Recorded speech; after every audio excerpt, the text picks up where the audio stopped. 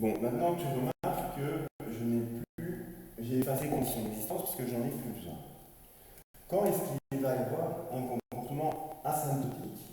Donc ici, c'est les asymptotes horizontales. Quand est-ce qu'il va y avoir un comportement asymptotique horizontal?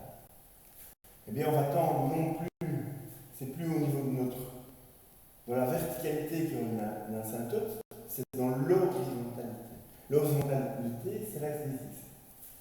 La verticalité, c'est l'axe des y. Donc, soit on a une fonction qui à un moment donné monte, soit on a une fonction qui à un moment donné s'aplatit et tend vers un nombre sans jamais l'atteindre. Pour ça, il faut que la limite, quand on fait tendre x vers l'infini, soit égale à un réel. Si elle est égale à l'infini, ben, on ne connaît pas le comportement de la fonction. Donc, on y va. L'astuce, donc on va d'abord distribuer. On distribue en premier. X carré fois x, donc x carré fois x, ça donne x cube. Moins 1 fois x, ça donne moins x. X carré fois moins 2, ça fait moins 2x carré. Et moins 1 fois moins 2, ça fait plus 2. Voilà. On divise ça par 2x carré plus x moins 3. Pour plus de visibilité de lecture, on change les deux termes de place. Donc ici, on va mettre moins 2x carré, moins 2x carré, et là, on met moins x. Voilà, pour mettre les puissances de x dans l'ordre. Donc qu'est-ce qu'on va faire? Quelle est l'astuce ici? Si donc on fait tendre notre x vers plus ou moins l'infini. Si on ne fait rien, si on n'a pas d'astuce, ben on a l'infini, moins 2 fois l'infini, moins l'infini. On a des infinis qui s'additionnent, qui se soustraient. Et ici, on a un infini aussi. L'infini plus l'infini moins 3, ça donne l'infini sur l'infini. On ne sait rien faire avec ça. Donc, on doit trouver une astuce. Quelle est l'astuce? Eh bien, on va mettre x cube en évidence. Comment est-ce qu'on peut mettre x cube en évidence? Parce qu'il n'y en a pas ailleurs. Là, on va aller en créer ailleurs. Voilà, on va dire qu'on peut tout multiplier par 1.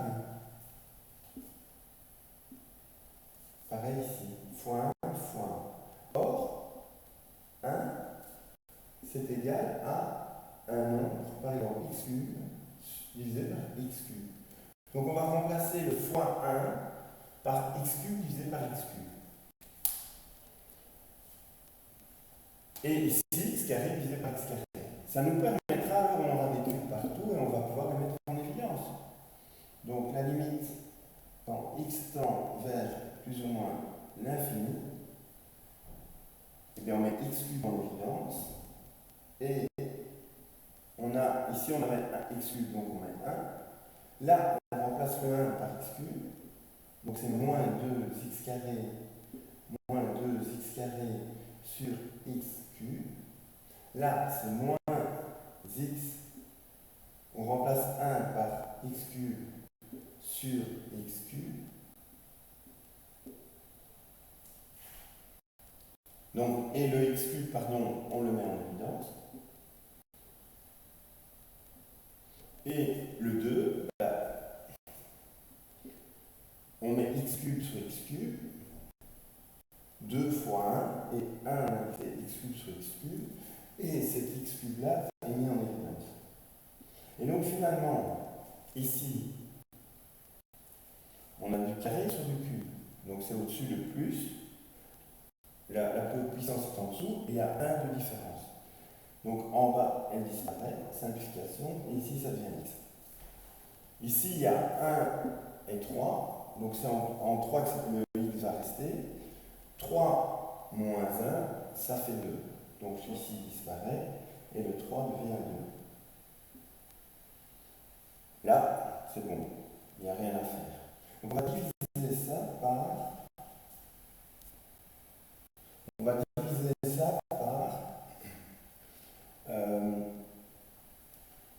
le dénominateur. Donc là, on va mettre x carré en évidence. Donc même principe.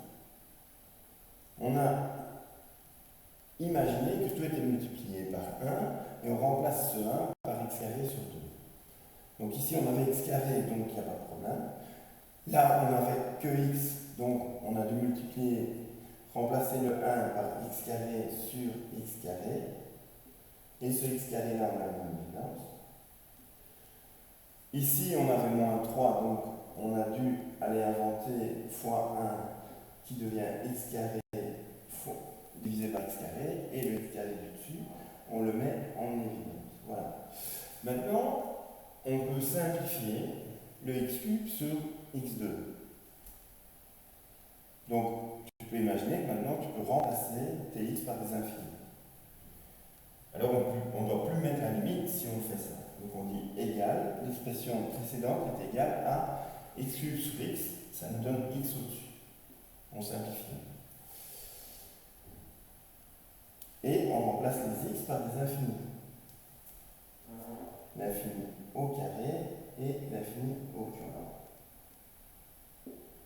On fait pareil ici, l'infini au carré et l'infini au carré et là x. J'ai dû me tromper tout à l'heure. Donc, on calcule 2. Donc, tu as 2 amis et tu as un nombre infini de gâteaux. Il ne restera plus de gâteaux. Il y a un nombre infini d'amis. Donc, tu as 2 gâteaux et un nombre infini d'amis. Tu essayes de donner du gâteau à chacun de tes amis, c'est impossible. Donc ça, la limite vaut 0. Tu divises par l'infini, la limite vaut 0. L'infini fois l'infini, là ici au dénominateur, ça reste un infini évidemment. 1 sur pareil, tu fais pareil en bas, 1 sur l'infini, il n'y aura plus de gâteau pour l'infinité d'amis, et ici aussi. Donc tu te retrouves avec une limite, ici donc j'aurais dû mettre infini, et tu te retrouves avec limite de x qui tend vers plus ou moins l'infini, qui est égal à l'infini, puisque ici c'est 1 moins 0, donc c'est 1, et là c'est 2. Donc l'infini fois 1, ça fait l'infini. Donc ta limite est infinie. Donc ça veut dire que tu ne connais pas le comportement de ta fonction. Au-delà, quand tu vas de plus en plus, voilà, elle monte, et tu ne sais pas vers où elle monte, et c'est ainsi. Donc, il n'y a pas d'asymptote oblique. Il y aurait eu une asymptote oblique si le x avait, si quand x tend vers plus ou moins l'infini, tu avais eu une réponse autre qu'à l'infini.